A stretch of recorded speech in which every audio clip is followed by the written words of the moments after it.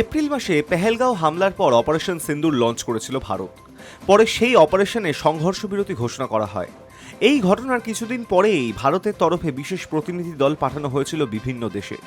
শান্তির সপক্ষে ভারতের জন্য সমর্থন আদায় ছিল লক্ষ্য ওই দলগুলির। এই সময় বেশ কয়েকবার প্রধানমন্ত্রী মোদীর প্রশংসায় পঞ্চমুখ হন থারুর। এরপর থেকেই শুরু হয় তাকে নিয়ে জল্পনা। সম্প্রতি এক জাতীয় সংবাদ মাধ্যমের সম্পাদকীয়তে অপারেশন সিন্দুর নিয়ে একটি বিশেষ নিবন্ধ লেখেন শশী থারুর। সেখানেও তাকে প্রধানমন্ত্রীর বিভিন্ন পদক্ষেপের প্রশংসা করতে দেখা গিয়েছে। থারুর যা লেখেন তার বাংলা তর্জমা করলে দাঁড়ায়, প্রধানমন্ত্রী নরেন্দ্র মোদীর উৎসাহ, গতিশীলতা এবং অন্যদের নিয়ে একসঙ্গে চলার ইচ্ছা বিশ্বমঞ্চে ভারতের জন্য একটি প্রধান সম্পদ। তাই তিনি আরও বেশি সমর্থন পাওয়ার যোগ্য। অপারেশন সিন্দুরকে তিনি জাতীয় সংকল্পের একটি মুহূর্ত বলেও বর্ণনা করেছেন। থারুরের কথায় এই একটি অপারেশন ঘিরে ঘটে চলা নানা ঘটনা দেখিয়ে দিয়েছে জাতীয় ঐক্য ঠিক কেমন হওয়া উচিত।